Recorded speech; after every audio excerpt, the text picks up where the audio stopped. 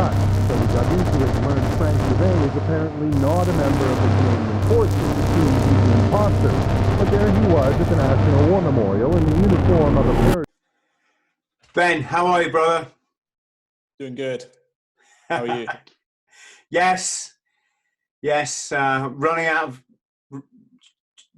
of clever replies that probably aren't really that clever. I normally have when someone asks me this, maybe in my work or whatever, my usual reply when someone says, "How are you?" I'm like, "Loving life." No matter what the day is, no matter what it is, it's positive affirmation, loving life. Sometimes good is just as sufficient, but I think if you say that enough times, it gets contagious and other people start to say it then, whether they actually mean it or not, and that's important, right? I don't like to be rude to my guests, but they've got to sort out the way they fricking speak, man. All this, I'm good. This is England. We're British. We're very proud about that. We're not nationalistic, but we're proud to not have to copy other countries. Maybe, yeah. People can speak how they want, of course they can, but I do think, though, I just don't know. I think people that are easily swayed with their language to just start saying what other people say, like this past thing, instead of saying someone died, he's passed. I personally think there's a lot you can dissect there, you know. Well, I think, yeah, it's a good point, and a lot of the way that we all communicate as individuals is based on the amount of different people that we surround ourselves with, and whether that's people in direct contact or people through media outlets. If you're permanently listening to an American TV show, the natural course of human imitation is probably going to be like you're going to start talking like them. I'm the same. I know people that have maybe lived in the southern hemispheric countries for a number of months and suddenly sound like they're on, an episode of Home and Away. That's when they start using the sort of euphemisms, you think, hang on, you've only been on holiday for a fortnight. Yeah, it's brilliant. Come back calling you a flaming galah and all the Good night, rest mate. of it. Yeah, exactly. Yeah. We use that in this house, flaming galah, because my boy thinks it's so funny. You flaming galah. Yeah, it is. But I suppose that's quite in line with what we're going to be talking about today, in terms of how people imitate, how, the reasoning behind that and things like that. So, yeah, maybe not a bad point to start on. Yeah, so I just want to start, Ben, by saying I've met a lot of people in this world. I've certainly had quite a few on the podcast now. Many, in fact, most of them are brave. I think human beings are brave all in our own ways, right? But certainly my guests seem to have gone that little step further. And I'm not just talking, on the battlefield. I mean, for me, the bravery is in dealing and overcoming mental health challenges is far more, far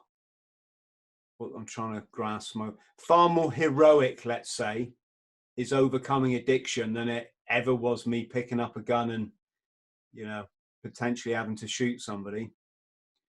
But the point I'm getting to is you coming on a podcast today is probably the bravest act of any of my podcastees to date. And I just wanted to acknowledge that before. Well, that's quite a flattering thing to say, and I take that as a great compliment. It's from my side, bravery, especially when it comes to things like mental health, because you're from my experience, you're fighting a battle that no one else can see, no one else knows about, no one else can hear, no one else can touch, no one else can smell. It's internal, and you don't know whether you're going to win. No one else can come in and die. Well, it's arguable that other people can come in and help you, and the right people at the right time.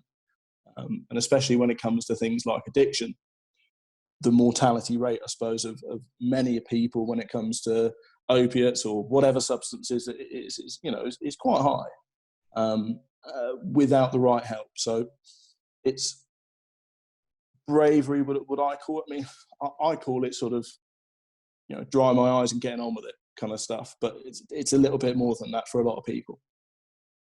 Yeah, of course. It's like me. I mean, I don't have a feel sorry for me bone in my body. I just believe everything in life's experiences, right? Sometimes it feels like you're getting kicked in the teeth. Well, whoever said you shouldn't get kicked in the teeth? There's no. Well, yeah, that's quite true. Yeah, life don't come.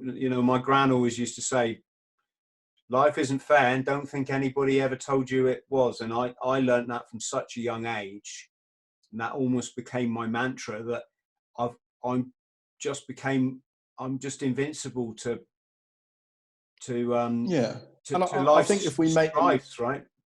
Yeah, exactly. And I think if we all make the mistake that life should be fair and it should be easy, then we start to become complacent, and nothing really creative ever can happen, really. If we think that it's all a plopped out course and we should all sit on some kind of level playing ground, where's the element of competition, for example? Where's the element of striving for perfection, or righting wrongs that that haven't been thought about being righted? Is that right? Before, so it's you can't make diamonds without putting a bit of pressure on a bit of coal, right? That's a great expression. For a lot of people, that's, sometimes they don't know that there's a diamond inside. I mean, I'm not saying by any means of the imagination of some kind of polished precious stone, but in terms of how we are as people, pressure can make us perform. Bringing out the humanity that this great universe gave us, and isn't it? And living to our full potential. Absolutely. And I think all of the potential is in us, whether we choose to see it, or some people realize it at a very early age, and it's very obvious because they don't have as many restrictions, or they're just a free soul at the end of the day. And some people take a little bit longer, like yourself, doing a 99-mile run. Is that something that people sort of leave school and just do straight away? Maybe not, but at some point you get the inclination to do something like this. And very much like myself, it's a long time before I've come to understand my sort of journey with mental health, where I am and where I was, and understand that it doesn't matter whether I know whether I'm going. It's the fact that I'm just going. I'm carrying on, and I'm sort of looking back at it as an episode, or a sort of a series. This is now a new one, and it has been for a little while. Yeah, and I guess that I'm your. I can't think again. Shouldn't really be doing podcasts because my vocabulary, when I need it, it's just not there. You'll get there. Thank you. It'll get better each day. You'll reach a state of verbaciously articulate level that you never would have imagined before. So keep talking, and you'll make enough sense. That's something else someone told me. I put a post on Reddit the other day, and I think it was some lad came back and went, "Don't watch this rubbish. This guy just says words, and they don't make sense." Yeah, that's me. My mum would be proud. Maybe that's you made someone take enough time to reply back to that, so that's a positive change, I guess. So I think champion, Ben, was the word I was looking for, and if it wasn't, it will do. I'm your champion because I battle trauma and mental health every single minute of every day. I mean, I literally do. It's a physical thing in my life that I have to wake up with, and I have to go to sleep with. And when I'm asleep, it's still there. I didn't ask for my hand in life. I don't want to go into details because this is about you, but I think people know what I'm getting at. When you're a child, an infant, you don't look after yourself. Adults are supposed to do it, and for some reason they and the system failed me, right? Yeah. As a result, when I grew up, I started to show the signs of trauma, and of course that was chronic addiction. And even when I got so addicted or I took so much drugs I completely lost my mental health, I still couldn't stop taking the drug, chasing that, what it must be like to feel like normal in your life, right? Got to the point where I knew I was dying, and I still couldn't. It was out of my. I can run 1,000 mile non-stop. Don't care about that. People tell me I shouldn't say it's easy, but it wasn't very hard. Not compared to coming through addiction, right? And so I will fight for the right of people that have been where I have, people that are struggling in any form of mental health. We're here to talk about delusion or delusionness, if that's a word today.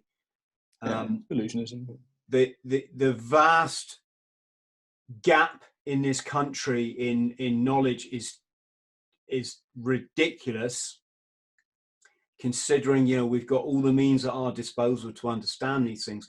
People still refer to you by your mental health condition. So for me, it's, you were a drug addict.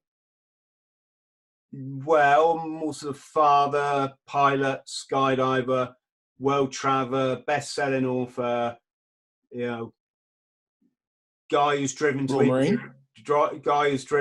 India and back, Royal Marines Commando, you know, and I can go on and on and on and on, and I will later. But no, seriously, what do? They pick one thing from your past and they want to brand your whole life with it, right? Words like clean. I say to people, I was never dirty. How is having a mental health condition, how is that dirty? Why? It's like, and it's a great point, and I'll sort of, I think we're probably working backwards on the timeline, which is a good way to start. It's very much like having a criminal record. I mean, I've not got a criminal record, I've not had one, but it feels like when you've had a mental health issue, an episode, or whatever the severity of this disease, if you like, that it can tarnish someone in a sort of equal way to maybe a criminal record. And I've experienced that more recently when I was applying for the R&R. So I wanted to, obviously quite late in my life, I'm 36 now, but last year did the whole, you know, saw the post on social media, thought, yeah, great, let's get and apply to the R&R. Went down to Whale Island and done the day and sort of looked at the branches and got excited and everything else. Got my fitness up, was running my sort of 10-minute, 2.5 kilometers, 10 minutes at the age of 36, you know, on my second attempt. So I wasn't in that bad a shape. And went to the Armed Forces Career Office, sat down, did my test, got quite a high score considering I didn't do very well at school. And I was getting, every step of the way, I was getting really, really excited. And then it came down to releasing medical records. And unfortunately, because of my mental health past, I got PMU'd from the Royal Naval Reserves, which my plan was to get in the Royal Naval Reserves, and in some way, shape or form, because I was too old to join the Royal Marines, which we'll go into later, was to attain Green Beret, maybe as a reservist, so get attached to a commando unit. I've forgotten the terminology, but there's a way to achieve one over the age of 32 as a reservist, right? So that was I'm on that path. And then I hit the brick wall sort of mental health history on my medical records, which essentially says I can contest it, but it's gonna, you know, I've got 12 months to do so. And it was disappointing. And I think one of the biggest times that I realised I was actually quite, the irony is at that time I'd realised that I was actually quite mentally well now, because 5 years ago, had I have had that kind of setback, my thoughts, the way I perceive the reality would have spiraled into some kind of delusional conspiracy. World's against me. It's never going to get any better. You know, looking over my shoulder to see, you know, what the situation was. But this time I just went, can't get in the Royal Naval Reserves. Unfortunately, Not the worst let's thing do in the something world, else. is it? Well, I don't know. I don't know. I mean, if you're telling me that, that's fine. I mean, I come from a naval heritage background. I've got lots of sort of family and what have you in various branches of the armed forces.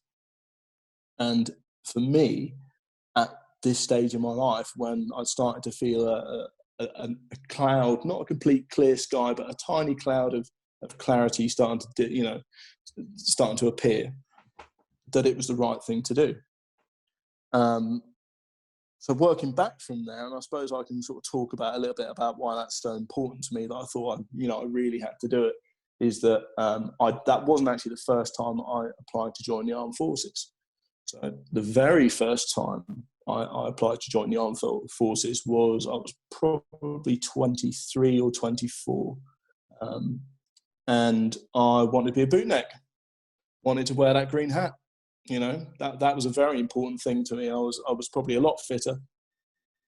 I went to the AVCO, similar situation with the R&R, but I didn't sort of carry it as far through as I would have liked, because basically I was on the beginning of a very serious mental breakdown following, I suppose I can just say it, the imprisonment of a person who'd essentially abused me from a young age.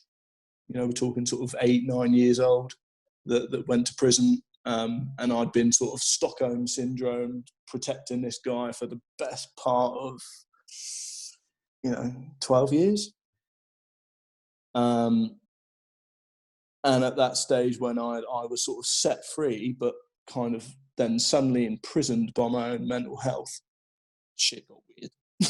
Basically, the minute I sort of stepped out the AVCO and started to fill in the papers, looking at what I actually had left over of my life after this guy that had been, I guess, supporting me, but at the same time abusing me, it was a weird scenario, and every other focus just turned to drugs. Essentially, gone was me filling in those forms, everything else, and it just went out the window. And I was just on a spiral of substance abuse, partying. And I told so many people, so many friends, and just people I knew from going out, that was my intention at the time, to join the Marines and get into the armed forces and be this person. And I never did it. And so I thought, bollocks, I'll just make it up. And I'll start to live a lie of someone who did do it. And I moved from one place to another. So I moved from one town back to another town that I grew up in and went to school with a lot of people. And when I started to see them and meet them, the story was where I'd been for the last X amount of years was in the armed forces, serving in, it depends who I spoke to at the time, serving in various different branches with an everly growing sort of inconsistency of stories, to really actually mask the years of captive abuse I'd suffered at the hands of some strange guy who took me away from my mum at the age of 15. That was the biggest sort of, I can remember it, but at the time it was just a haze of weaving lies and learning how to live a double life. In fact, I probably already learned how to live a double life at the very early age of sort of mid high school years, through having to conceal what my actual home life was and reasons for not being able to do certain things, meet up with certain friends, and all that kind of, being very convincing to protect this person. So already having a dab hand at that trade of deceit, when I needed to do it for my own personal gain, well, I say personal gain, but personal protection really, or perceived level of personal protection, I was already quite good at it. And I became very convincing, I believe.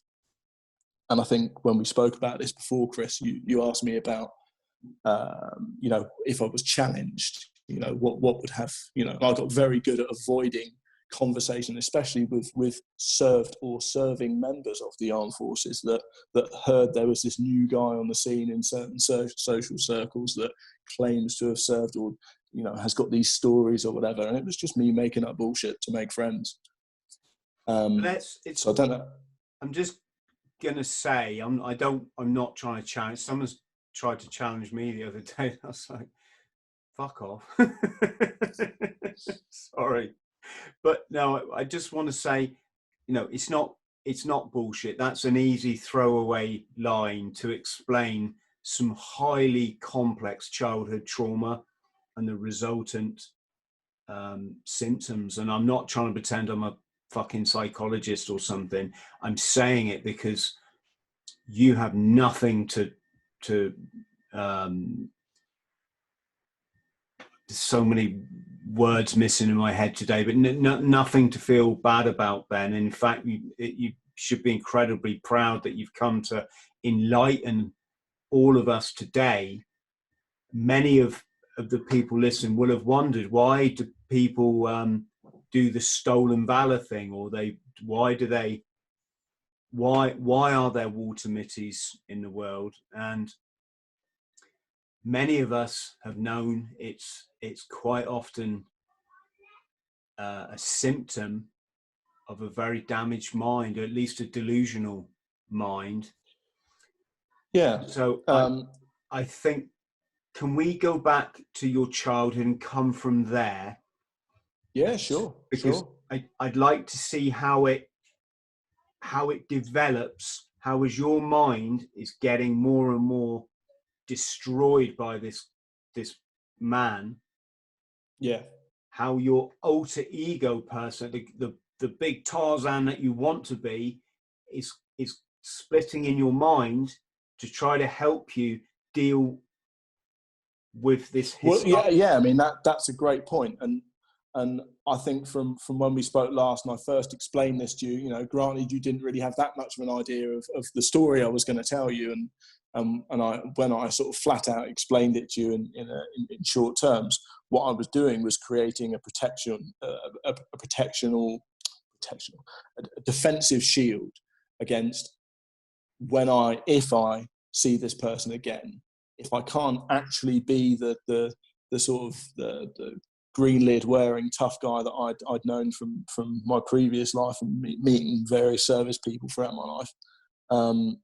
Could I pretend to be that person to such a degree that I could handle myself in what I perceived, you chaps, in a way that you would be able to do it. So, I mean, going back to, I suppose I'm looking at my life and my mind with the mind of an adult trying to understand the mind of a child. It's not, I suppose, the easiest task, but I'll give it a crack. I mean, sort of single parent family, father figure around, but not, engaged in a new relationship and new children and all this kind of stuff. So sort of separation from paternal figure was very apparent at an early age. So you're experiencing rejection at a very young age. Yeah, I guess so. I mean, rejection, it seems a bit unfair to say that, but I guess essentially that's what it might be, right? So yeah, I mean, paternal rejection and replacement in a way. So I grew up in the West Country in a sort of small fishing town, and I was the sort of the lonely kid always running around with a sort of an art. I was watching Arnold Schwarzenegger films and stuff like that when I was sort of 6 or 7. This was older cousins, and sort of had that tough guy mentality in my back of my mind anyway, of what I consider to be the apex creation of how men as men should be.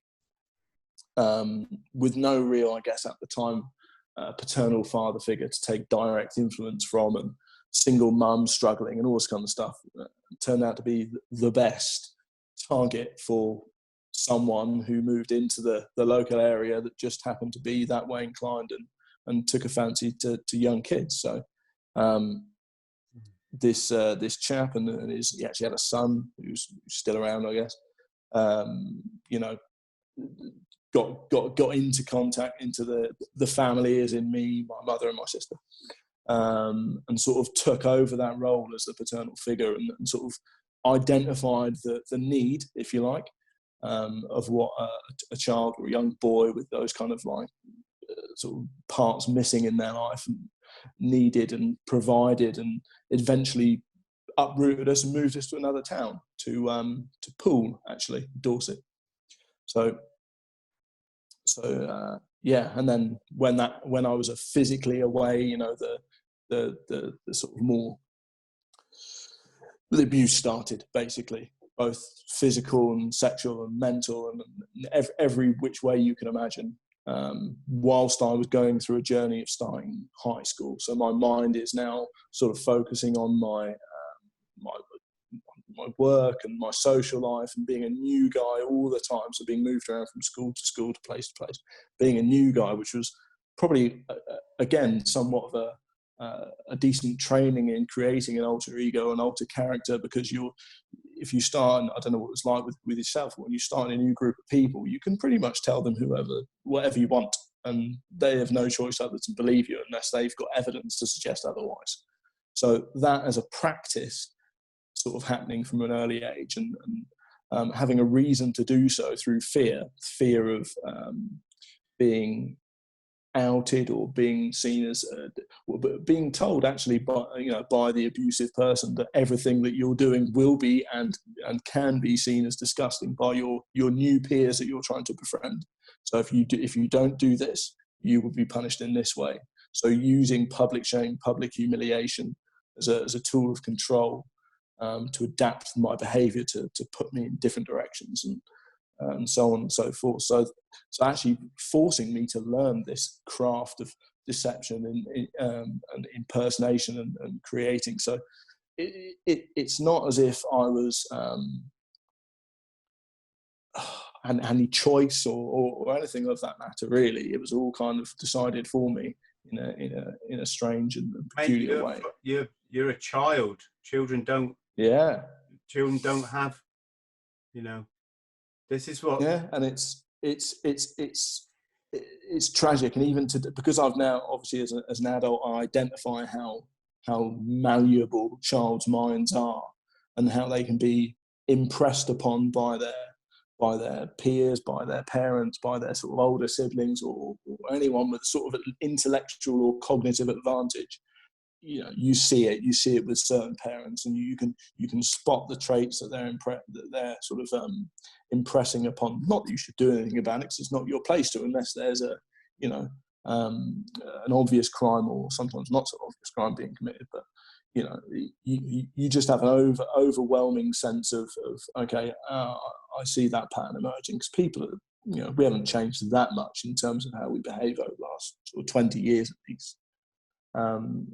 So yeah, I mean, in terms of how my mind has developed, and I mean, at the time, would I have said, I'm developing into a sort of susceptible to psychosis, or however the term is, I wouldn't have had a clue. I wouldn't even know what that meant. But yeah, that's essentially where I suppose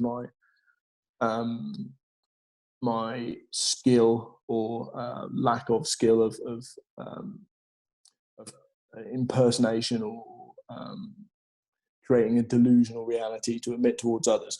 At the same time, still understanding that I am me and I'm not these things, but I have to pretend to be them. So, can we just have Ben? I'm sorry, I'm not purposely just interrupting you. I don't want to just leap forward as if all of this is insignificant and oh well.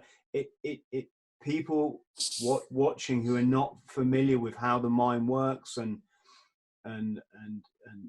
are just going to miss everything that's going on. I get you, because I've studied. Yeah. I'm a fully qualified youth worker, and I've studied social work at master's degree level. Right. People watching, and you're going to get people go, oh yeah, we still shouldn't have done that, and you're just always going to they're right. They're right in a way, because if I'd have had the support, or reached out to the support at the right time to the authorities, or to mental health workers, whatever, had I have had the the ease of access to these kind of things, I shouldn't have done it. I should have done it the right way. And maybe this is the right, if these kind of people are potentially saying, oh, you should have done it this way, be the person that spots those signs in other people and advise them that there is a better way, rather than take the time to chastise or to mock. That's probably the way that I would look at it. Yeah. Well, to go back to that little boy, you said 8 years old, she got a child. He's missing the most significant person in his life, which is, for a boy, that's his father. Sorry, mothers, but yeah. it not always in a single mother family. It's the mother, obviously, but in your nuclear family, it's the father. The boy's conditioned to look up to him. Every boy loves their daddy, even if the daddy's doing that to him, they still love their daddy, right? Your daddy's gone. He's saying, oh, new girlfriend now, busy. Yeah, and fine, you're being very gracious, Ben, but how, in your childhood mind, how does the brain receives it as rejection, right? It receives it as, I'm not good enough for that man who's the most important person in my life. So already there's incredible psychological damage has been done to you, aka trauma, right? Yeah. As you're going through these schools, and I know, including my nursery school, I think I went to 6 schools. So I had I had the whole thing. You go there, you're the new boy, it's if you don't fight, you're going to get bullied. Done it all, right? As a lot of people have. You and I would not be unique in those circumstances at all. From a young age, Ben, your defense mechanism to protect yourself from this further. Let's just move over. You've got someone who should also be a significant adult in your life. Won't say who this person is, but they've come in and they have seen this void in you, and they've stepped into it, and they filled this gap. But they filled it with they're abusing that position to manipulate you for favors, right? They're abusing you. Yeah, and it doesn't just stop with the sort of the abuse and everything else. As time went on, I'm literally providing a living for this person as well.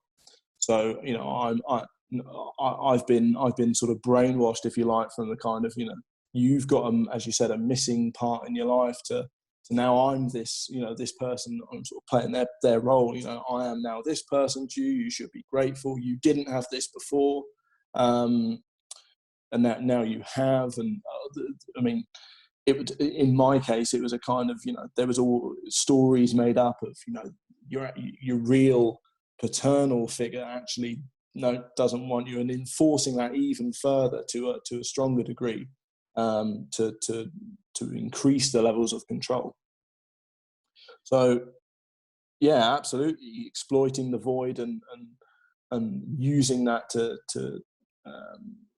manipulate me into doing whatever was required, and at an age where you're so young, you don't know that there is a right or wrong. If there is a, should I be doing this? All you care about is more or less your own happiness and the happiness of the people that you're in direct contact with every day, that you would consider your family or sort of extended family.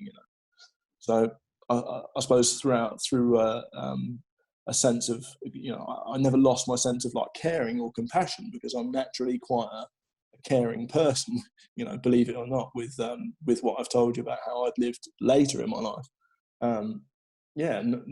Naturally quite a caring person, wanted to give people that seemed like they had a genuine need exactly what they needed or exactly what they wanted, often without a selfish cause. So again, having that kind of personality, being a great target, if you like, and a perfect sort of platform for someone to exercise that kind of personality that they have upon.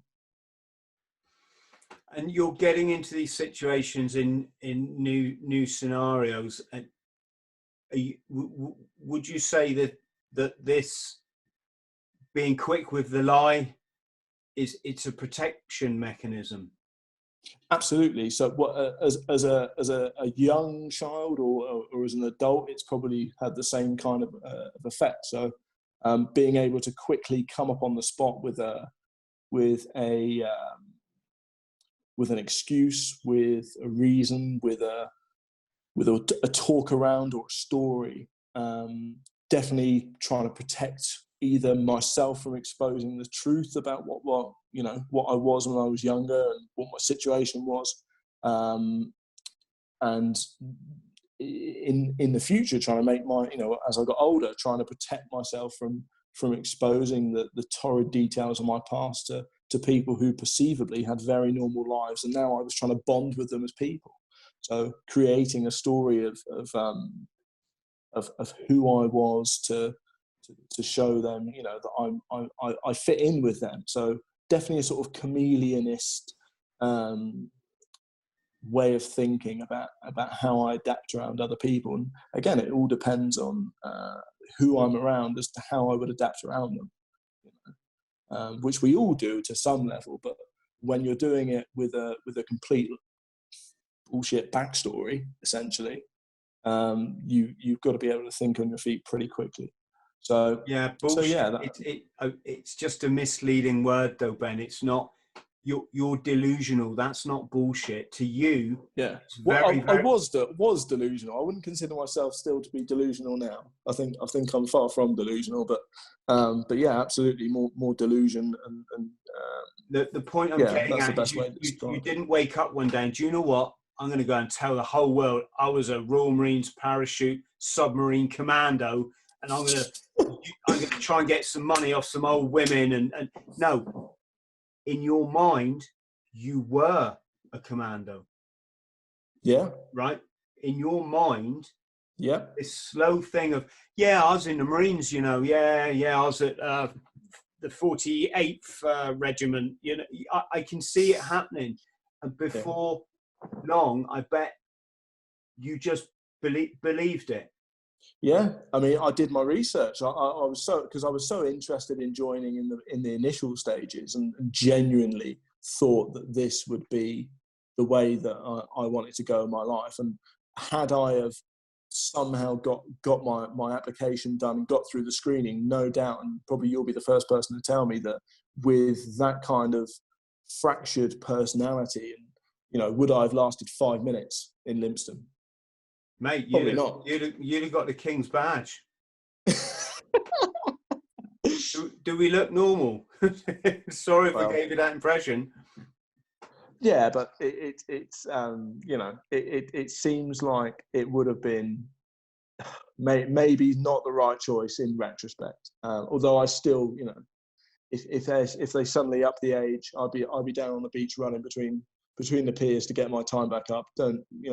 And try to go into every shrink around to try and give me a clean bill of health. But fortunately, being 36, it's now not allowed. But yeah, it's in my head. I was that. I was a Royal Marine. I was a secret army soldier, as Ross Kemp said on what was that show? Extras. Extras. Ricky Gervais. Extras. One of the best scenes ever. You do know what SAS stands for, don't you? Secret Army Soldiers. Brilliant.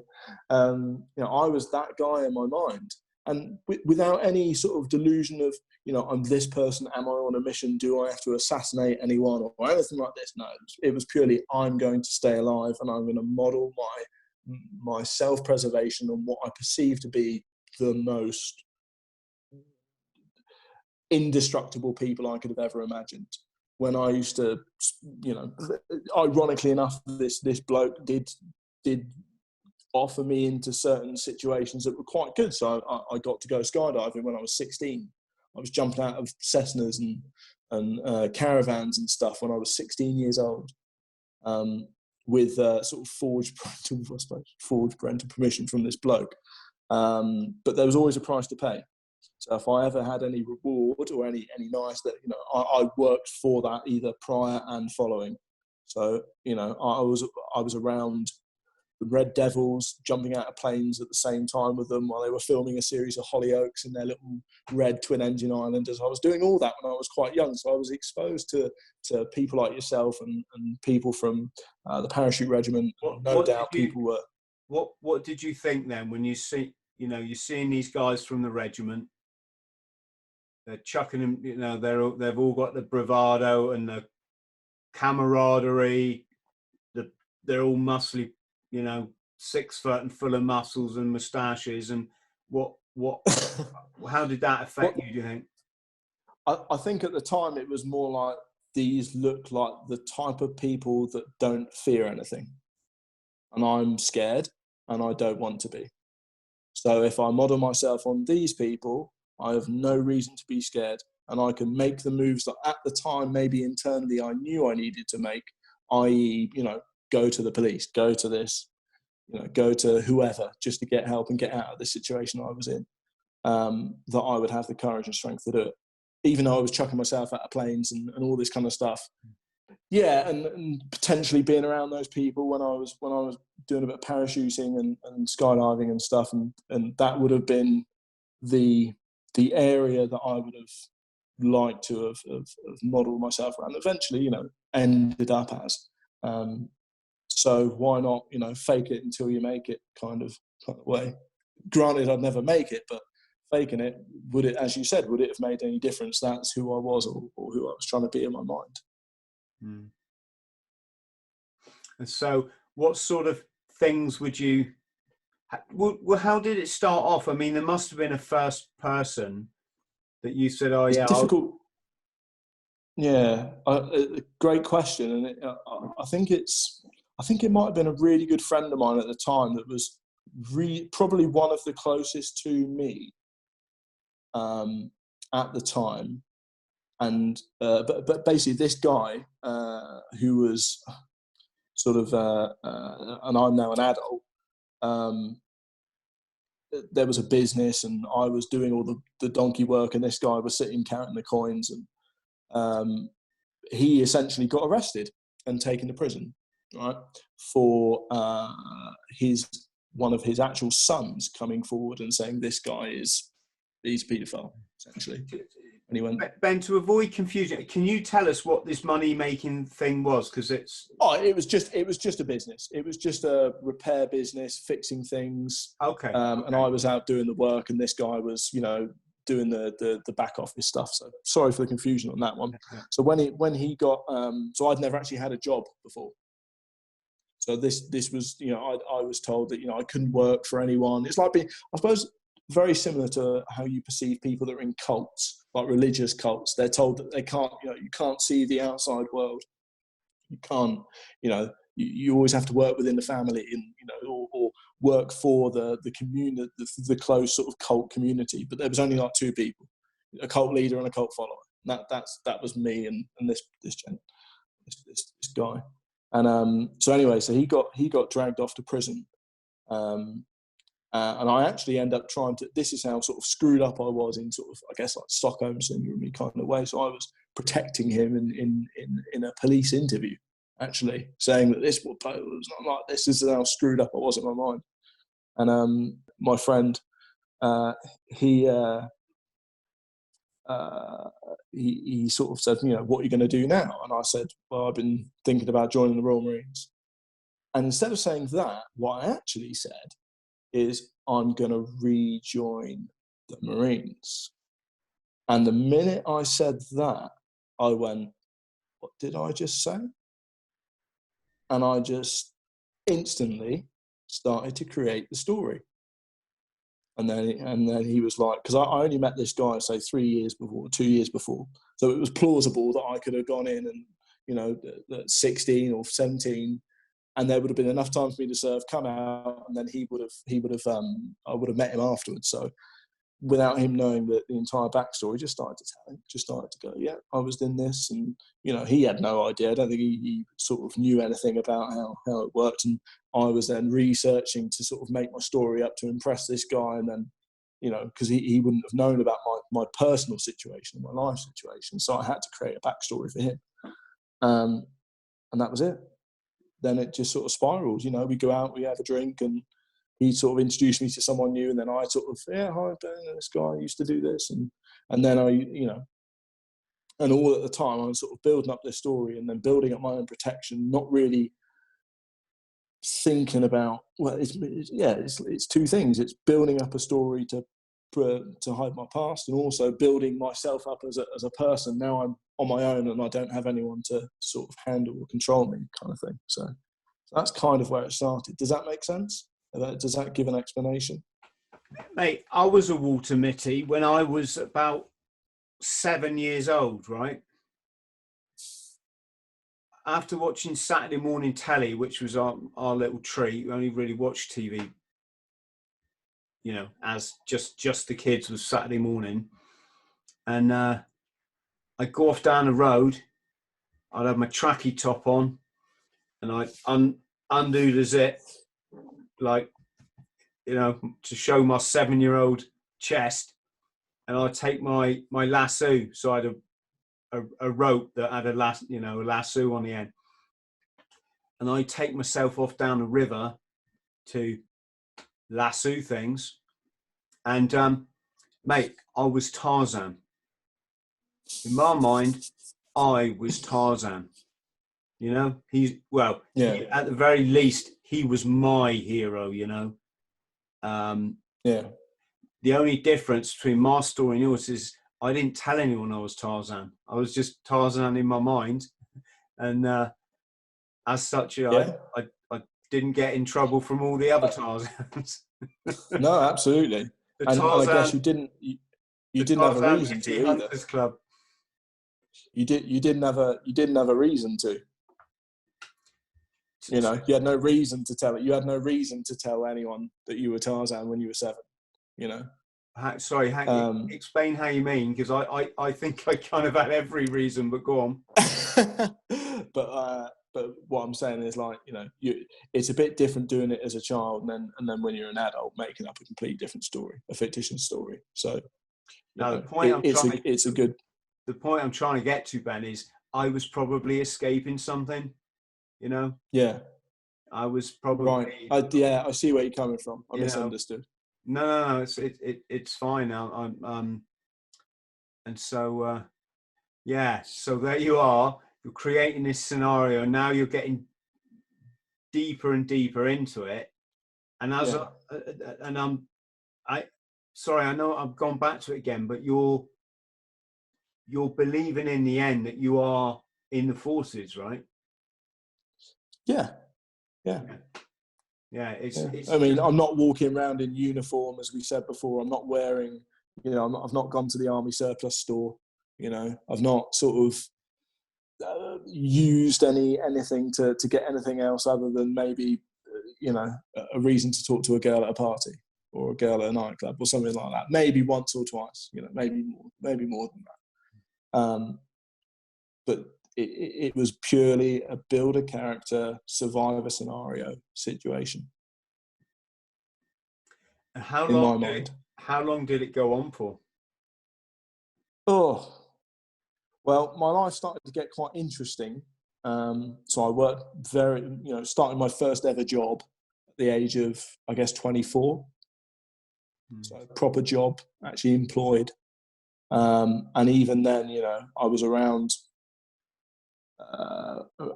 even worked with people who received the George Cross, would you believe? They're real, genuine sort of war heroes.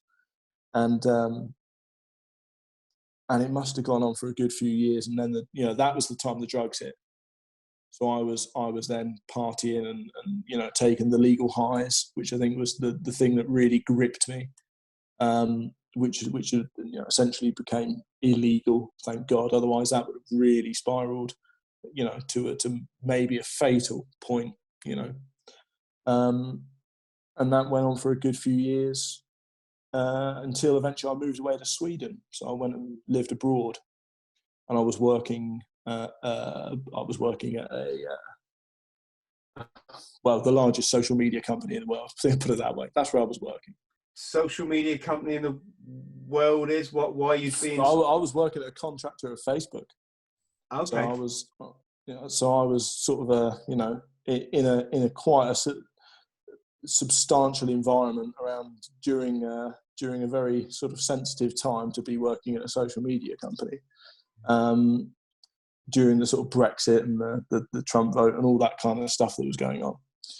And I was around no one that, it doesn't matter if I was, if actually it probably would have been a massive disadvantage to be a member of the armed forces, working around the people that I was, because, they were not that way politically inclined, for example, to care about, anything like that. And so there was no reason for me to do that. And I think I started to talk to you about, on our last call, about one of the sort of moments of clarity that I had, not just from this whole sort of Walter Mitty existence and dream world delusion, but really just in mental health in general.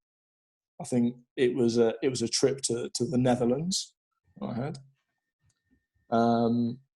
which would have been about 2017, and in the Netherlands, I'm not sure if you're aware that you can sort of legally walk into some shops and purchase some truffles of a magic variety, and one can, if one is so that way inclined, consume them without any sort of fearful repercussions from the law. And I did, and I experienced my own delusion like it was a separate part of me. And not only just a separate part of me, but a very insignificant separate part of me. So a very detaching situation of hang on, not only is that not real, but it doesn't matter that that's not real. And it doesn't matter that I need to think about that ever being real, because I'm not worried about anything to do with my past, which has stuck. That, as you can probably see, the way I openly talk about some of the quite close details of my own past, that feeling has kind of remained. Long gone are the chemicals coursing, or the molecules coursing through my body from that experience, but the feeling and the thoughts and the lack of fear still remains to this day. And I don't think, there'll ever be the fact that I can talk to yourself, Chris, and be open and honest with you, and knowing that there's plenty of people that will watch this and go, idiot, and not really care, because if one thing I say can help another person, then that's valuable. It is quite a testament to my journey and where I've ended up in terms of mental health. Mate, my subs are like me. They'll just be full of praise for you, mate, being so open, honest, and being able to talk about what's obviously a horrendous history of abuse, and what it then put you through. And as I'm always saying about myself, we don't choose these things. I know to the outside person, they see the physical act, like the drug taking, or in your case, being a Walter Mitty character. They see that and they think, oh, this person's got choice. They're choosing. They don't understand that's not how our mental health works. You don't have a choice in it. My situation, I ended up in Hong Kong trying to crawl across a wire between two skyscrapers. It's a flimsy wire. What wire? I was actually carrying a water pipe between the roof of my building and the building opposite on the Jaffe Road in Hong Kong. I was so unwell. I thought my commando training had trained me for this moment when I had to shin across this cable, and it's the top floor of not so much a skyscraper, but one of those big old tenement buildings that Hong Kong's famous for. And I was that ill, and I started to do it before I had a moment, what you would describe as what you've experienced. I had a moment of clarity where I was just suddenly, what the fuck am I doing? Right? But here's the thing. Like, I was chronically mentally unwell. I could have spiraled to my deathbed, my family would have just heard that I was a loser druggie in Hong Kong and I committed suicide, and that was not true. You know, no, Yeah. that I still have my self-respect and everything, right? I was just very unwell, right? And so my point is, does that look like I chose that? Really? You know, did I choose that? No, of course. And this is why I've been a bit like this in this podcast, and I apologize to you, Ben, but I'm not apologizing to our viewers, because it's important that we don't blame ourselves for mental health and say, well, I could have done this and I could have done that, or I should. That's not how it works. And absolutely. And part of the reason that I believe that mental health recovery does take a while is the sense of blame that people, as you quite rightly identified, rest upon themselves. The pressure that people put upon themselves, looking for a reason, looking for a way that they can reprimand their own character. You know, the point of which they can identify their own devil, the point of which they can say that was what I did wrong. It doesn't matter. It genuinely doesn't matter. And what does matter is that we identify that it doesn't matter. It's literally the easiest thing. I listened to you talk a while ago about being in mentally and where you are, about how you're in paradise or a version thereof. And that's really powerful in the way that, especially how I see my own life, is if I just think, maybe not sort of ignorantly, but, you know, my problems are not here. My experiences are not around anymore. My suffering is only as bad as I want to make it to be. I don't want to suffer. Okay, I'm not.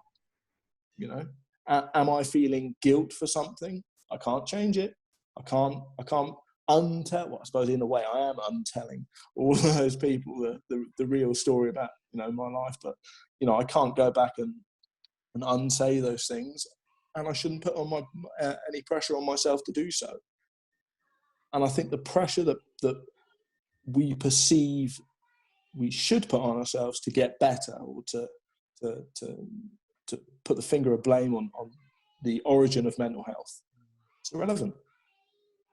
Sorry, Ben, my little boy's just said, shouting out some really random stuff right at the most inappropriate moment in the podcast. I didn't hear him, so no, but my microphone's so sensitive, it's probably picked all that up. Yes, and it's also, you know, we're talking several different things here as well, aren't we? We're talking that you've been through a hell of a lot, that you were still going through a lot when you were going through this impersonation business. But we're also talking about, like, you only pretended to be somewhere now. It's that in itself. What I'm saying is, I'm more concerned about your mental health, and that I feel for what you've been through. The fact that you wanted to pretend to be a soldier means absolutely nothing to me. You weren't. Imitation is the greatest form of flattery, as they say. So maybe that should play a part. Well, you're not imitating me, mate, because I left the forces 25 years ago, and the only reason I remembered that my experiences really is because Facebook came around and people started saying, "Hi, Chris, do you remember we were we were in Norway?" And I was like, "Bloody hell, yeah! I was in the Marines, wasn't I?" Seriously, it was okay. I'm being a bit loose with the narrative, but that wasn't far off, mate. I saw one Marine in 15 years, and I live in a military town. I saw one guy that I used to work with, Tony, if you're watching, hello, mate. Actually came up to me in a bar to give me some really bad news about another friend of ours. So I guess what I'm trying to say is, like, my identity isn't in something I did when I was 18. That to me, that would be like a bit weird. If someone and the same thing, I don't identify as someone who has formerly, lived the life I have. I identify as who I am now. And that's pretty much it. So I identify as the universe, mate. It just makes it all simple. Just, do you know what I mean? Makes it less. It makes it. You got a good point, and the sort of that the means mysticism. I'm a Walter Mitty too. The mysticism aspect of it was actually a good part of my recovery when I started to sort of come a bit clearer from my delusion and my sort of mental illness at the time, to read up about things like the singularity, God mind, we are all each other, looking from a centralized point on an infinitely complex plane of variety. That's quite reassuring when you've just come out of a massive psychosis, to know that actually maybe it's all just a game, a simulation, a projection. Because if it felt that bad when you were going through the things that were that extreme, whether they be war, whether they be personal situations, whether it could be anything, to know that it might either be not be real, or that it might never have happened, or anything like that, that feeling, just that potential, is very reassuring. And I think it's probably the fundamental basis for all things like religion. So, definitely understand the oneness universe thing. It's a very nice way to, whether it's true or not, it doesn't make any difference. Like in the way I was pretending to be someone that I wasn't. It doesn't make any difference. I was becoming a stronger, more grown-up person to potentially deal with a very nasty situation should that happen. So it's a great way to understand where you are in the world. And yeah, absolutely. Identifying as a universe, identifying as a tree squirrel, doesn't make any difference. If it brings you inner peace, then do it. Well, it's so great you've realised this at a much younger age than me. I had, it's been a real journey for me just to keep kind of working it out. I've probably done it really slowly, but at least, give me credit, I got there, because I think literally 99.999% of people are still in the matrix, right? And let them have their fun. Let the people that have had the plugs pulled out the back of their heads have a little joke about it together amongst themselves, and not look down or think of anyone as being asleep, or people are happy in what they do. Yeah, hey, for anyone listening, right? I don't look down on anyone. In fact, I'm going to tell you a little story. Go on. No. My point is I just wish people could be where I am, Ben. Seriously, not to be me, or you don't want this face. That's a given, right? No, but I'm being serious. To understand how to just let it all go and chill the fuck out, and genuinely, I don't mean like, light a spliff and hey man and veg out on the sofa. No, I mean how to get to that's particularly not very good for anyone who's got mental health issues. I'll be honest with you. And that is so far from spiritual, ironically. But no, I just, the 99.9% is, it's such a shame that you're only just a little switch away from understanding something that is inherently really simple. Simple diet, simple thinking, bit of simple exercise. It's mindfulness and understand, being present, and I tell you, a good practice to start that I found out from an ex-girlfriend was don't be the person that takes a picture at a concert. Just try that. Just try it or a concert or a show or anything where all you see is a screen. I went to a Black Sabbath concert, right? And there was probably about 20,000 people in this arena, and when you look towards Ozzy on the stage, all you see is everyone's phone screen and a tiny little picture of Ozzy on their screen as he's jumping around. If you are not the person that's doing that, you take the moment to identify the bizarre situation that you're in, and whether you think it's a nice thing or you're uncomfortable, whatever, doesn't matter. To be the observer, to be the conscious, momentary observer of any moment, is quite special, because yes, you can take a picture, you can do all this, but that practice of resisting the temptation to record and just to acknowledge will become contagious to the point where you'll go somewhere. I'm a motorbiker, right? So I love, that's my thing, right? That's my new drug. It's two wheels and petrol. That's whatever I've used to have in forms of addiction. That's where it is. You're not drinking it, are you? Sorry? You're not drinking No, well, it, are you? it got so cheap really lately. Sorry, that it might have been better off. But no, that is it, right? So my new passion is this, and the ability to be completely in the moment, which is quite an overused phrase, right? But it is true. Being in the moment and present opens up the doors for everything else in terms of the awareness of who we are, what we are, where we're going, where we've been, and ultimately where it's going to end up. You know, those initial thoughts of a greater picture, which is part arguably of this awakening that I think it's more than 0.1% of people are awake, if I'm absolutely honest, to some degree. I think there's a lot of, like I think it's in Hinduism, it's referred to as the bodhisattva. So he who is awake, or the Buddha that doesn't show his face or her face and walks amongst other people. You couldn't point your finger at them and go, that person with dreadlocks, he's awake, or that person sitting on a rug on the beach. But that person playing squash in the squash court, or that person on a podcast or whatever, you wouldn't know.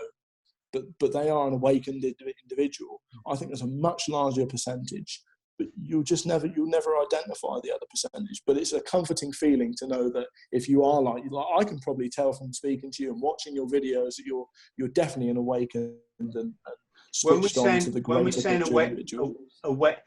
Awakened, though, to me, awakened and enlightened are two almost completely different things.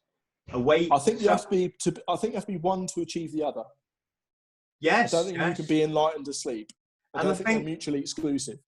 And I think some people just maybe are naturally kind of enlightened from. If you think about it, you should have an upbringing that enlightens.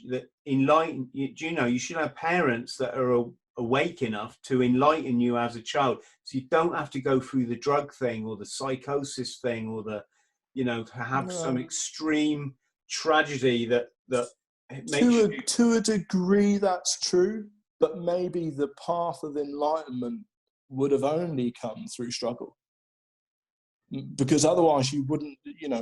That's not fair. That's hard. Back to where we yeah, no one wants that. Let's make it. Let's instant enlightenment for all. No, and then I think you're right. Yeah, the path to enlightenment is struggle. That is probably what it is.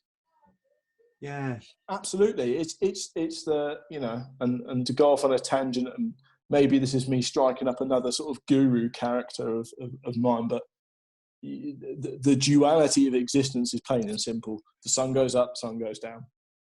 The tide goes in, the tide goes out. You go through shit, you go through bliss. Yeah, that's it. Because if you don't know that one exists, you'll never know that the other does. Mm. If you don't experience complete insanity, you'll never be able to reap the rewards of complete clarity. Very profound, mate. Great.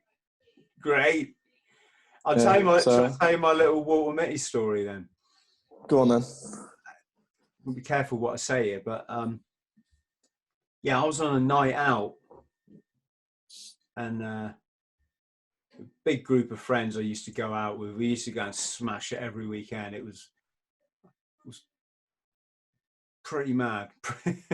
Not always good, but pretty mad. Anyway, one night there's a guy in a pub, right, and I'd not met this guy before, but when we left the boozer to go back to wherever the party was, he hopped in my cab, or I hopped in his cab, and I turned around and said, "Hello, mate, I'm Chris." And he went, "John Chris, ex-Marine."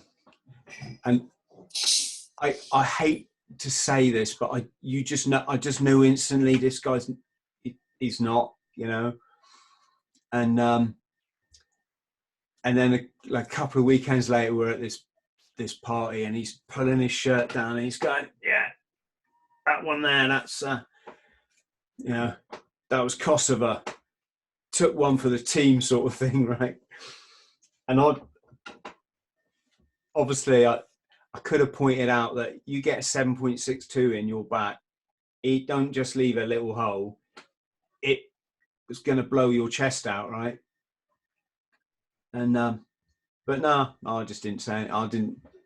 I felt for the guy, you know. I just felt I could see he was desperately missing something in his life, right? You could see it, and yeah, I just felt for him a bit, really. So absolutely, and you know, maybe that point, that part of you that identifies that with people at that time is a way of demonstrating maybe you were bound for this, what you consider to be a bit of an enlightenment or an awakening, enlightenment, however you want to phrase it, a long time ago. You said just now about how you've taken so long to, or in comparison to what you perceive me to be, coming around to this and understanding the spiritual side of stuff to be quite soon. But actually, even back then, you had a deeper sense of empathy. I think empathy is essentially where this all comes from, because you've got to be slightly empathic to someone else to go, how can I lie to this person to make them think that I'm someone I'm not, to protect myself or to prevent them from knowing more. You have to instantly identify and understand how that person receives, or what way of communicating them will either avoid conflict or will get you the result that you want. You know, there's a level of that which you already must have.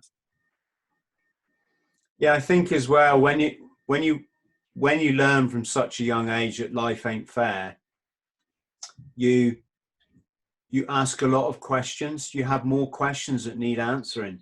Why has it been like that? Why do I feel different? Or, you know, why and that's the why, isn't it? And that's where the experimentation comes in. And it's not just drugs, it's everything, you know. I wanted to throw myself out of aeroplanes. I wanted to fly aeroplanes. I wanted to go and fish for piranhas. I wanted to be Tarzan. I wanted to dive off the cliff in Acapulco like Elvis did in that movie when I was a kid. You know, I want to eat everything. I've had a rule since I was about 9 years old that I have to eat everything and I have to enjoy it. I think I've managed that. But no, so all those things I said, all those activities, I've just, you know, I went and did them. And I've eaten everything, and I still do eat everything. But the reality of it is because, you know, I wanted to learn the answers, I guess. To find the answer to the why, which is, you know, it's definitely a thing all of us have within us, is to find a why. Not only like, you know, why does this happen, or why doesn't this happen, or why does that person do that, but why me? You know, why me as an individual in this existence at all? That's probably the you know, why as an experience is this apparent and now and present? Why does it even have to be here? That's probably quite a big why. And we probably all have that, or I'd be surprised if we don't all have that instinctually built into us as children or as young adults or as babies, whatever. You know, why? You know, the universal sense of amazement, the universal question, whether it's relevant or not, we all want to ask it. You know, we all want to find purpose. And I think maybe as you get a bit older, definitely if you've experienced trauma, I would say, you know, the why me? Why me? Why have I had to go through this? Why have I had to endure this? It's tempting to either go that way or to the more esoteric way, the more kind of, why is this existence so beautiful? Why do I see the trees outside my window moving and understand that, you know, it's all part of a massive universal mechanism? It depends which way you want to go with it. The why me or the why everything. Yeah, I guess you made a good point there. If you haven't known sort of hardship, it's like a rebound effect, isn't it? When you've known real hardship, then you know, actually, when I'm just sat here, right here, like looking at my desk, that's actually not hard. That's not, I might be a bit bored, but that's not hardship. And actually, I can be grateful. Gratitude is the other thing, isn't it? I can be grateful. Absolutely. I'll sit here and I can just be grateful. And I am. Whereas when I was younger, I would have been, right, what's the next career move? When's the next party? What's the next thing that's going to, you know, what can I buy? What can I buy? Yeah, this is what modern life does to you. It puts you on this endless sort of hamster wheel of commercialism and wanting and greed and hatred, and all these stirs up all these up emotions. I don't think that life as an entity does that, but it's definitely a cultural thing. Culture, yeah. It's definitely a culture that we're in. But it's essentially, you know, some people might argue, why does the cat bat around the little plastic ball on the floor all day? Because the owner of the cat gave it the ball. You know. Yeah. So we have to understand it from that point. Or just not care at all, and, you know, have a sense of, we either ask the universal questions or we find true meaning in our life. And one thing, actually, on the back of what you said about suffering and struggling, this is when I look at people like yourself who do massive endurance events and go through, you know, put themselves through, and even people that go to war, I'd imagine, that put themselves in harm's way. You know, they want to experience how tough things can be. You know, they are pushing themselves towards the impossible, maybe because they already have a realization of, when they're not at that boundary of absolute destruction, that the other side is paradise. You know, they want to feel the paradise even more, so they push themselves towards the chaos and the chaotic as far as they can go. Maybe as a without knowing it, a sense of getting the scale of the universe, the scale of existence. It's being inquisitive more than anything, I would imagine. And that's what impresses me about people like yourself and some of the, you know, a lot of the people you've had on your show. Why probably I modelled myself around those people without knowing, or without having the realization of what I do now, but subconsciously modelling after the explorers. Yeah, the pioneers. Absolutely. Yeah. You don't have to get on a boat, a starship, a plane, or cross the Antarctic to be a pioneer. You can be a pioneer internally. You know, you can be a pioneer against adversity. You can be a pioneer against, you know, people going out and doing really kind things and helping, you know, people in African countries and building schools and all this kind of stuff and curing diseases. It's all the pioneer spirit. It is, isn't it? And it's funny how just simply by watching the mainstream media, you're just killing all that spirit, you know? Do you know what I mean? I wouldn't say killing it, but it's being suppressed. Subverted. You know, why do you need to go out and do it yourself when you can watch someone else who's done it? You know, I just mean, if you want to seek the truth in life, and yet you watch the 6 o'clock news, it's unless you understand what the function of that news is, and you can use that information accordingly.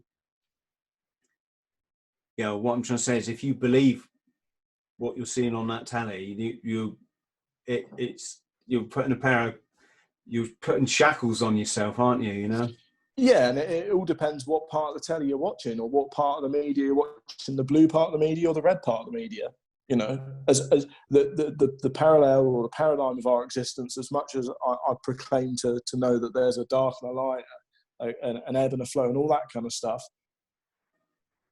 there's also a far left sort of liberal approach and a far right liberal approach, and neither of them are completely right. There's always somewhere in the middle, but I think we're naturally as people quite tribal, and we like to be with one or against one. If we're with them, we're against them. It's a team thing. I'm sure when you were doing your training and all the things that you've done, you were sort of red team, blue team, even in football. You name me any sport that has 3 teams on the pitch at any one time playing against each other. There's always a sort of a left and a right. And depending on the type of media that you're watching, there's going to be one way that they're inclined to keep their side on their side. Don't lose any numbers to the other team, and the other way around. Colours are really important, aren't they? What I mean is colours, when you see them on the telly, they're not just colours, they're symbolic of certain things that are, again, I don't think most people probably would. Yeah, I would agree. That the way that we perceive like danger, for example, naturally would be red. Because of like the colour of blood. If you see blood, it's red. There's danger because you've been hurt or you've seen someone that's been hurt. That's a kind of that's a primeval instinct, and using that symbology and different things like that can change people's emotion. That's a classic film tactic. So, but the colours themselves, in terms of any deeper esoteric or I don't know enough about that subject. Maybe you could enlighten me. It's probably a discussion for. We'll have it offline. Well, it's just a discussion for another day, really.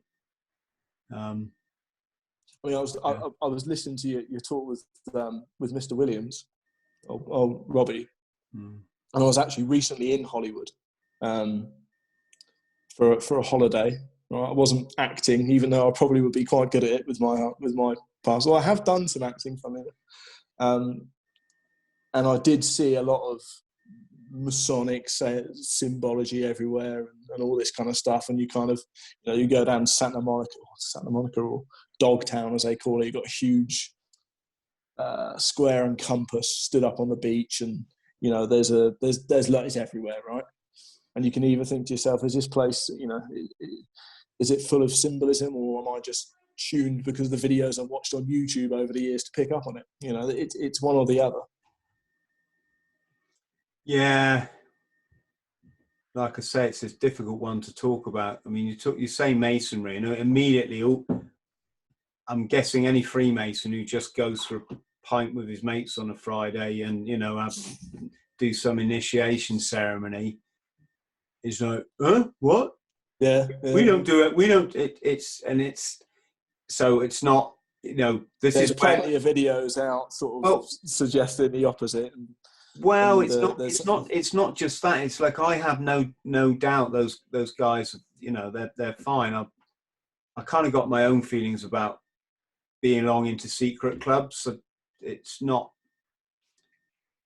something I could ever do, just because of where I am now in the world on my journey, if that makes sense. Yeah. But I wouldn't for 1 minute suggest that someone who goes to the lodge on a Friday night is committing, some of this awful stuff in the world. Absolutely not.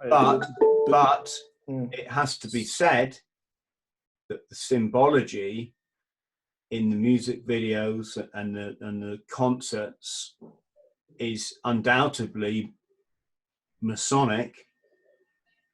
And that's was my question to Rob, wasn't it? Well, why? When you look at the performance that's going on stage, it's, I would say, undoubtedly a ritual. Just because, like I say, if things like the colours, what you talked about an owl as well, and I don't know. I mean, I'd watched a fair amount of sort of conspiracy videos to get the idea of what's out there in terms of how people think, and part of my sort of coming to my senses, understanding that, you know, there's a far extreme of what people think against a normality, and really there is no normality, and it's really down to a perception thing. But you talked about the symbology of an owl, and I was under a complete different impression about what that symbology was. It was to do with, I can't remember its name, but it was a mythical creature or something along those lines. But I'd always thought, especially in this country, the symbology of the owl was to do with Elizabethan or Victorian snitches, if you like. If there was an owl picture or a statue in a certain village, that village would be watched by the crown. That was my idea of what the owl symbology was. So I thought, but it was quite. I did look up what you mentioned, actually. Well, it's important to understand that obviously different items can be symbolic, completely innocent symbols. They can be symbols are esoteric by definition. Some are more underground than others, right? But you can have one symbol means one thing in one culture. It means a completely different thing in another, right? The owl one comes along as in days gone by. There was a god called Moloch, or a idol called Moloch, who was an owl, and I won't pretend like I'm that sort of au fait with understanding it all, but my understanding is there was children's sacrifices was done to this owl, right? Okay, that's maybe not so fascinating in itself, because strange things have gone on throughout history, right? But then when you come forward to modern day and realize that the Republicans, so all these top Washington senators and you know, politicians and heads of business, they all go off to a forest every year, the Bohemian Grove, and they have a ceremony called the cremation of care, where they all go and I don't want to say worship, because it's probably that they don't worship at all. It's just, I'm sure a lot of them don't really know what they're doing, but there's this 30-foot, maybe 40-foot stone owl in the forest, and they go and have this, what to the outside observer you could only describe as a like the satanic kind of ceremony that you see in these horror movies, you know, the torches and the robes and again, this is where it all gets a bit confusing, because none of that per se is satanic or whatever in itself, right? It could just be that this is a historic kind of thing that's been done, or that some people know what's going on, but the vast majority have got no clue.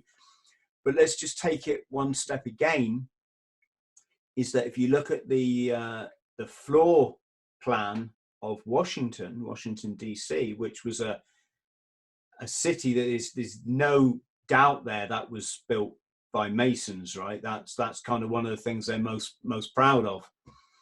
In fact, is it the Washington Monument?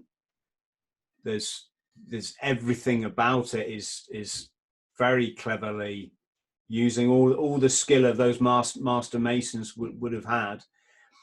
But no, the layout of at least part of Washington is the shape of an owl. I'm not talking like accidentally, oh, that looks a bit like I didn't know that. Yeah, I've heard one about there being a key, or there was a film, wasn't there, a Nicolas Cage film, and you know, I find that all quite interesting. I didn't know there was an owl. Cue me as soon as we get off the call later on. I'll be straight on Google Earth looking at it. One thing again, well, two things again then is, so this owl, if you look at the back of a $1 note, fortunately we got Google or whatever search engine you prefer, you don't have to have a $1 note to have a look at the back. There's an owl, so everyone's now Googling. There's a little tiny I got one in my spare room Yeah. from when I came back from I think it's California, the one. so. I think it's the $1 bill. It might be one of the others, but there's a tiny owl on the back, and then of course you've got the pyramid with Novo Ordo. Basically, in Latin, one world order, and the pyramid with the capstone lifted up with the all-seeing eye in the middle, which is traditionally Masonic symbolism. The eye being the top of the pyramid is separating, because the people that work their way to this level of enlightenment become like this all-omnipotent being, right? One thing then again is you've got, is it Drake? I'm not really good on modern pop, but the guy who's always got the... I thought you were talking about Sir Francis then. When no, I don't think he'd have a Masonic owl on his... He's got the Moloch owl, and the Moloch owl is a specific type of owl. It's the one that's upright, and it's got these sticking out pointy... Is it Drake? It's one of the like a rich American jet set sort of singers, or he might be a rapper or something, right? And so this is the thing. So when I'm asking Rob about, why is there all, who puts the owls in the videos, I'm not just talking about some fluffy pet that, you see in your tree. And this is nothing against the owls. We love owls. We love owls. We love magpies, sparrows. Right. All birds. We love all birds. This is not about the owls, okay? This is about what they symbolize, which can be a completely different thing, right? So yeah, so that's it. So when you say red in the occult, I don't think you have to think too hard to understand what that means. It's usually combined with black.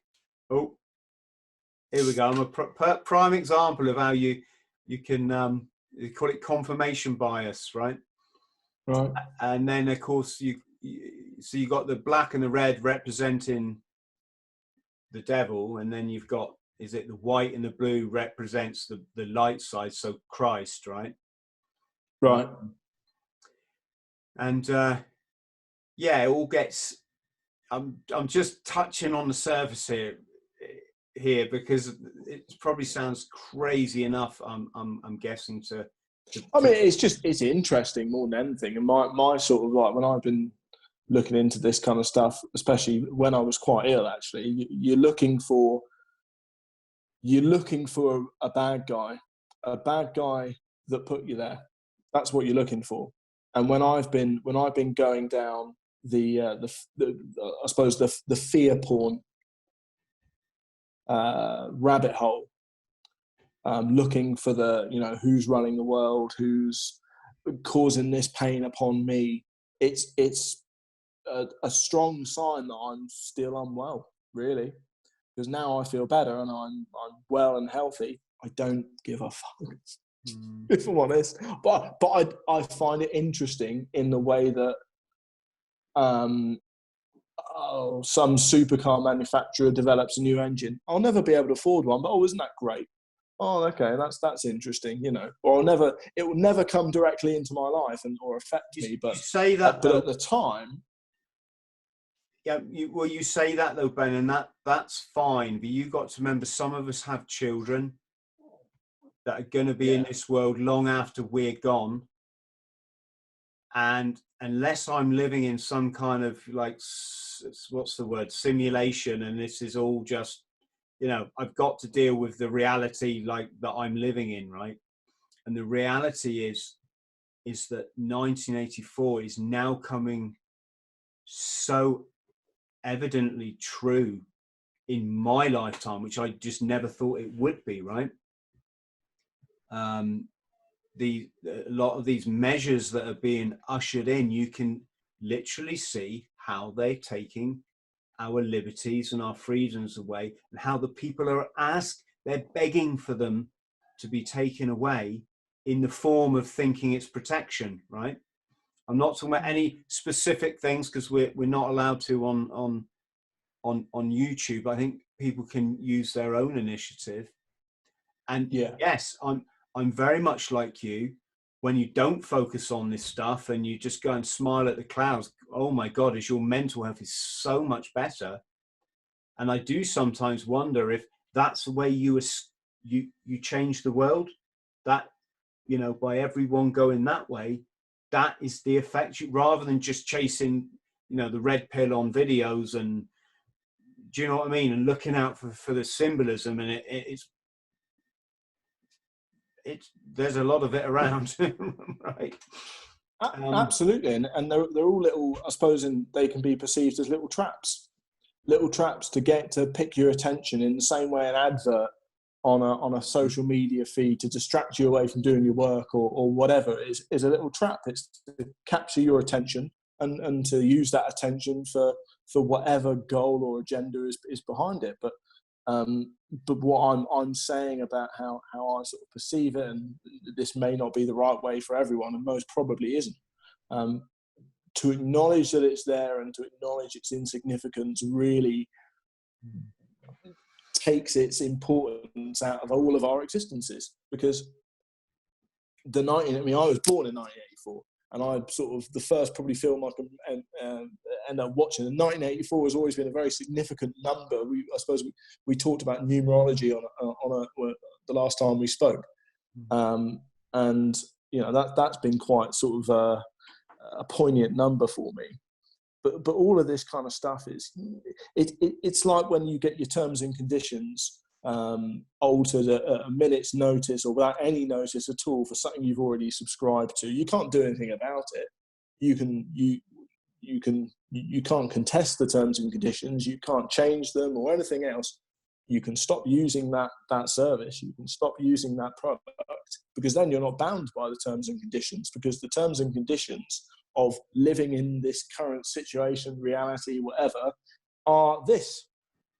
You have to now have a certain app on your phone, because that's what provides, you know, what you get in return is, you know, you're scored on a certain financial system, so you can then buy the things that you think you need to buy to replace the bits inside yourself that are so lost from childhood trauma, neglect, shitty times at school, PTSD from being in war zones, whatever. It doesn't make a difference.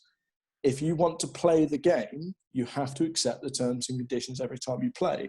What's the alternative? Well, kind of there isn't one. There is for some people who live in remote areas that can be self-sustaining and all this kind of stuff. And let's face it, none of us are going to do all that. None of us are going to take the life of solitude or bring our families up like we used to 200 years ago, because it's bloody difficult, right? And we're all very entrapped in this financial situation.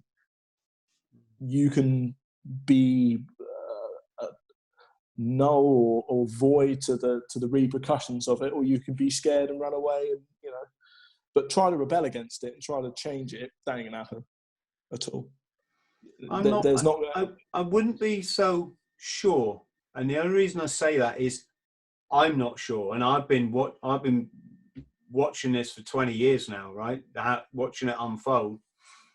You see, I see it like this. You got this whole, I think we on YouTube, we have to call it jive free. I'll give you a clue. It's the next development from the number 4. Right. They're going to jive free, I think. Right. Okay. If I say pylons and transmitters, I think people can make up what I'm talking about. Yeah. But no, here's the thing, right? You've got that system in place, and obviously they're bringing it in under the guise that, oh, I can download a movie, you know, 4 seconds faster than I could when it was number 4. Fucking thingy me bob, right? Providing you're in direct line of sight with the transmitter, yeah. But if you're not, there's no point. Yeah.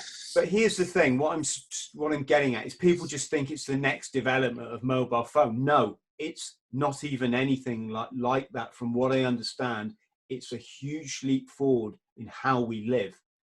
As in, you'll have smart meters in your home that measure everything that you use. The currency, as we can see, people don't want to use it now because, excuse me, the idea is it could be contaminated, right? So the digital currency looks much more the way to go, right? So we move into a world where we no longer have money. It will be crypto, you know, some sort of digital currency.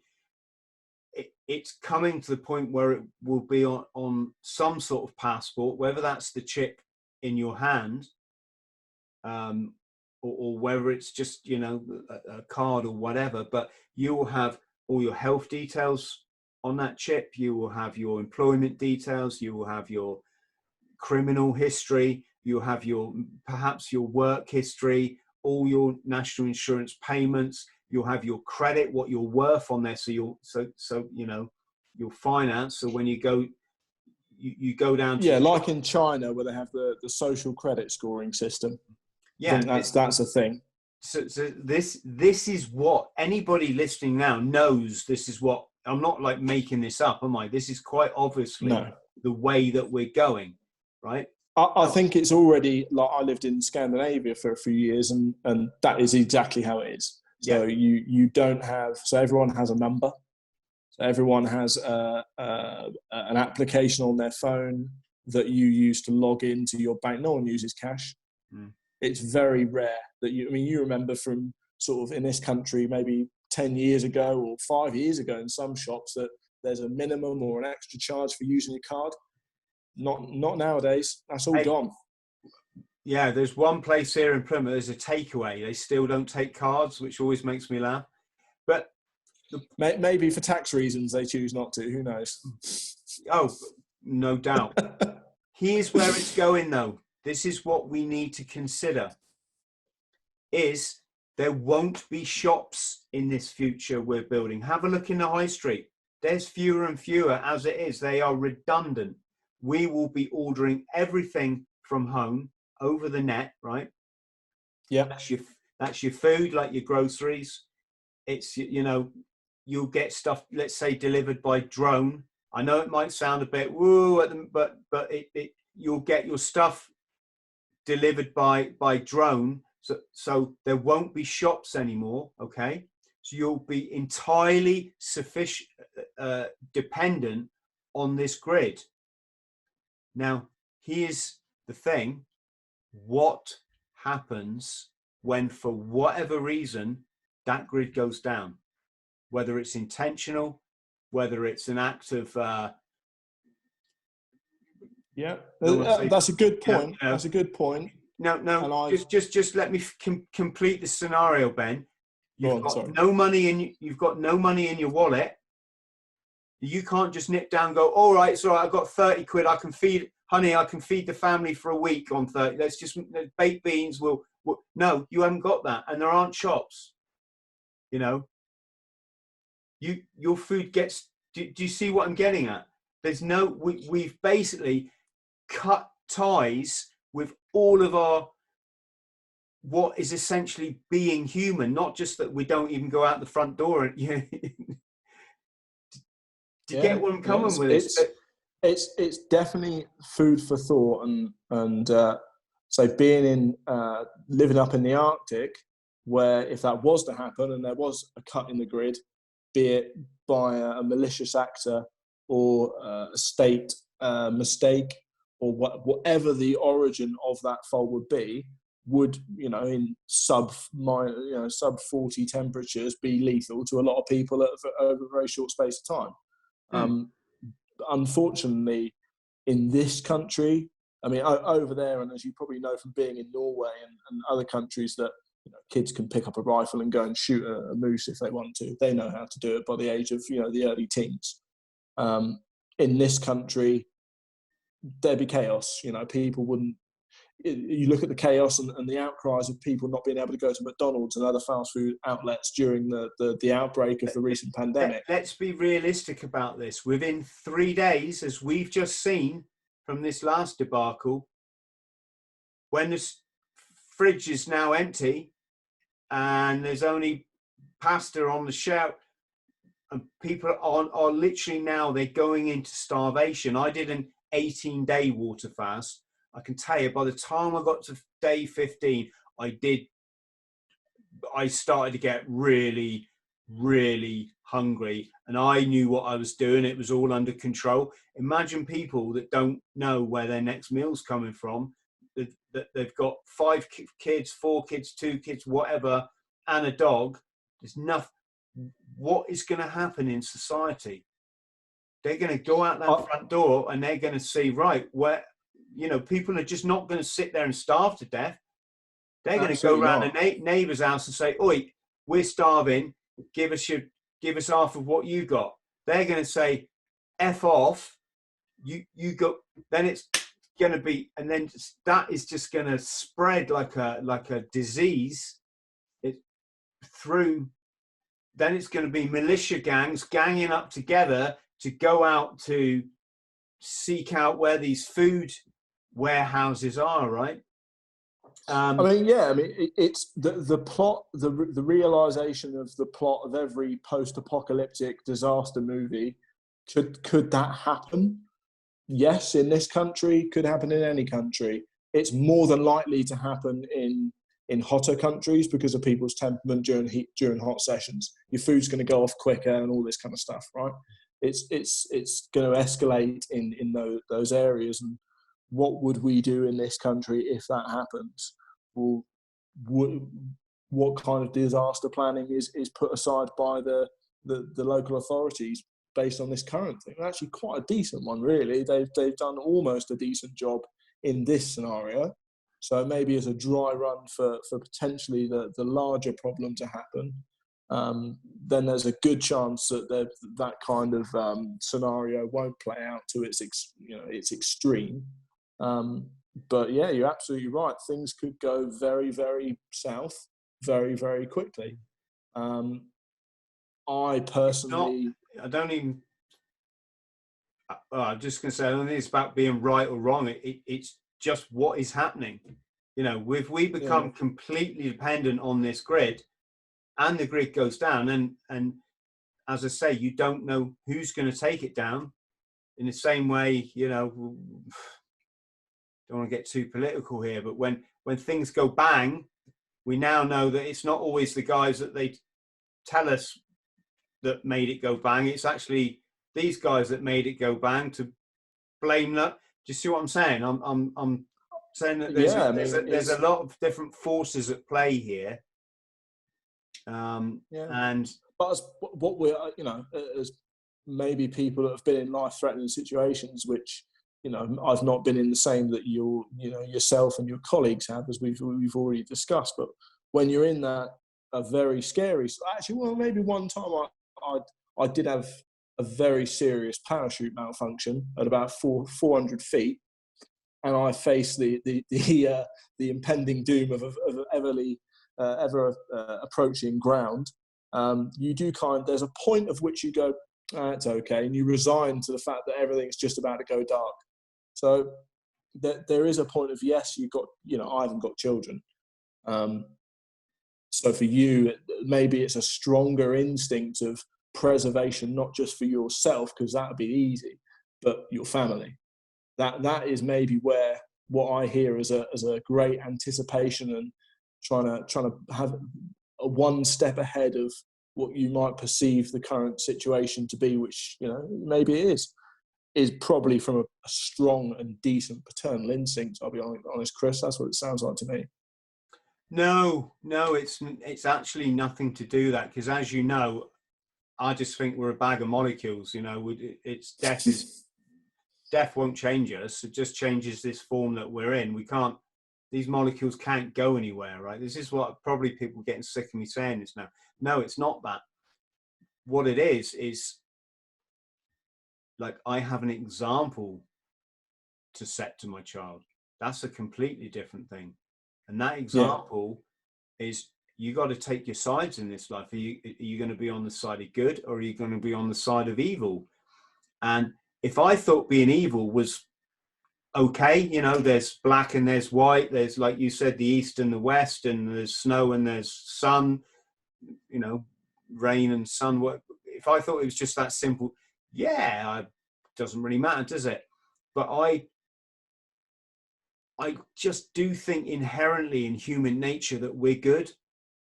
I think there's evil people, and I'm not talking about bad people like Tony Blair, and I mean, I think there's actual Satanists in this world, because I had a good chat about this with my a friend of mine a while back who explains it really well, and he says, Chris, when you feel shit and you've got nothing in your life and everything's against you, you're not going to go the way of righteousness. If you got this, you know, bunch of devil worshippers over here welcoming you with open arms, telling you you're actually, you know, it's a bit like the way gangs, like the triads in Hong Kong recruited. You know, the people that are down on their luck will take that path, right? And so I personally am choosing to go the way of the light.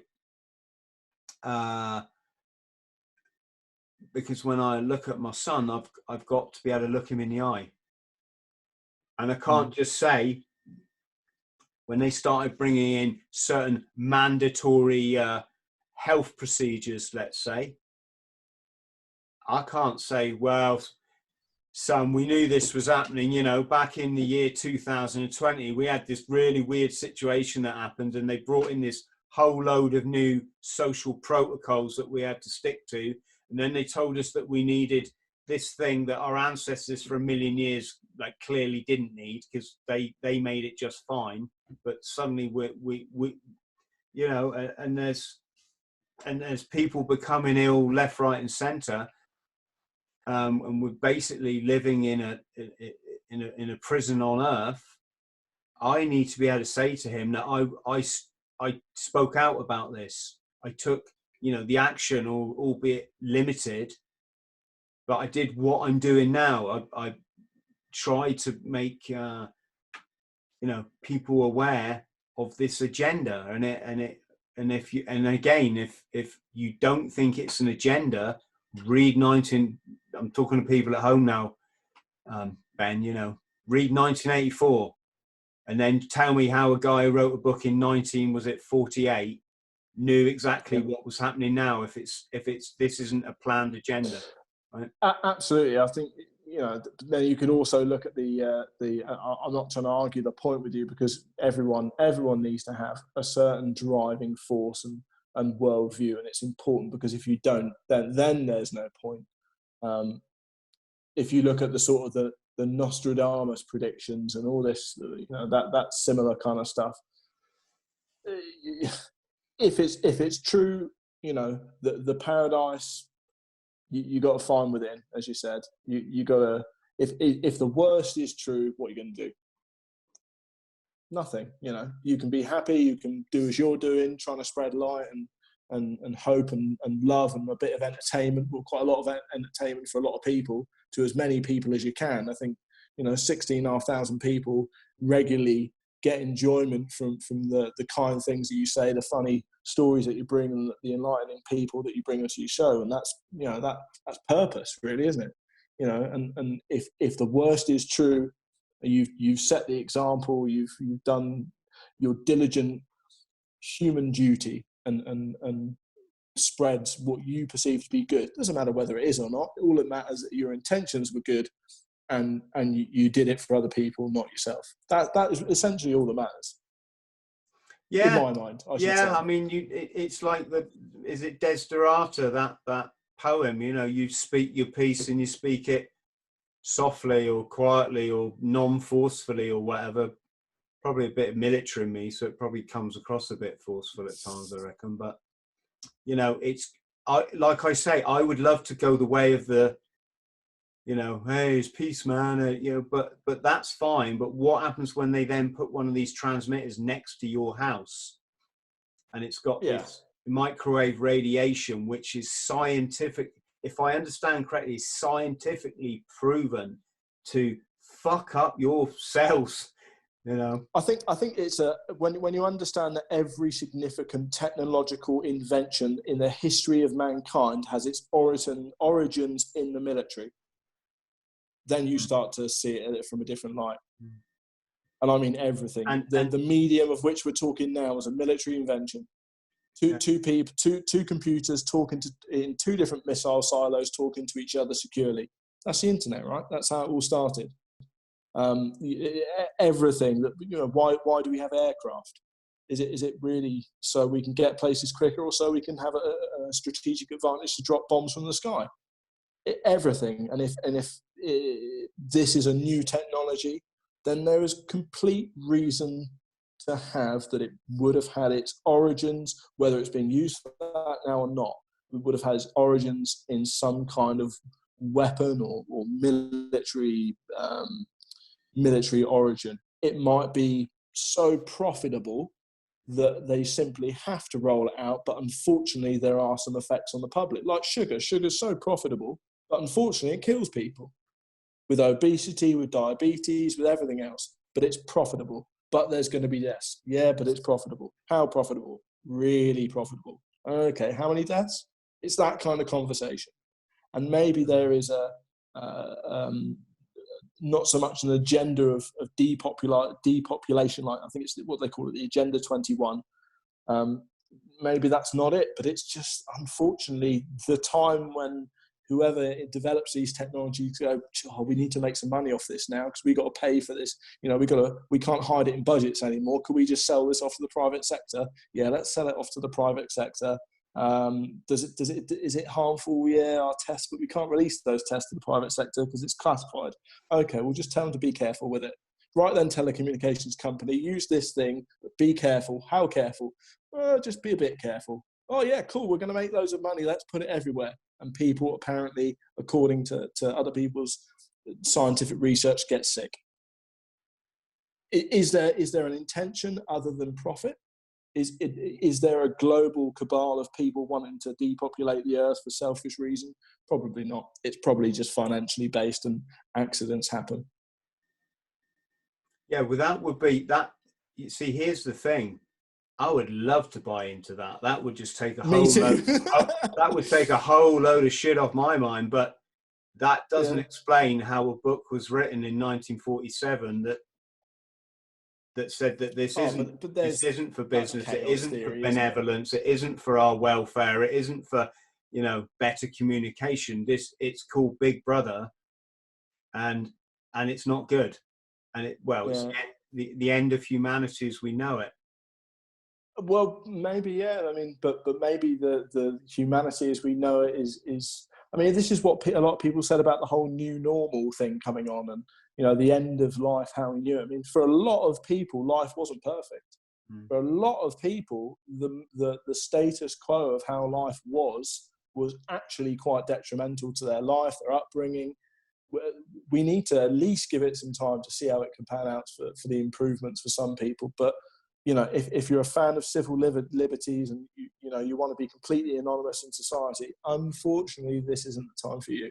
In the same way that if you're a fan of buying handguns and shooting up schools and all this kind of stuff, then moving to the UK is not a good idea because you can't do that here anymore. You know, things change, you know, and countries are all different the way we operate, and maybe it's just a different time of our lives that we maybe have to adapt to. But I'm quite an optimist since I've started to become sane, or became sane after my time served as a crazy person and character. So I think and I believe that, you know, but don't get me wrong, if it went south, I know how to get somewhere quickly and not what equipment not to have on me and what equipment to have on me within reason, just from doing the research that I did during my character, you know, watching certain videos and understanding certain things and talking to certain people. I may not have done it, but I probably could hold my own in a situation like that, maybe impress some people that have. Mate, you've been a legend. It's all right. I think we've Good been to speak to you. Yeah. So look after yourself. keep on this positive vibe, because I think once you're on it, you there's no going back anyway. Am I right? I mean, you can if you want, but it's no fun. I mean, I can't get depressed now, because it's a bit like a car with an automatic handbrake that if it slides a bit downhill, suddenly the handbrake, do you know what I'm saying? It's so I'm just. You have to be careful, because they can be remotely hacked into, those cars with automatic handbrakes, especially when they're connected to the internet. Yeah, well, there you go. Well, I work for a company wwho do actually prevent stuff like that. So We've got one in our car. You're worrying me now.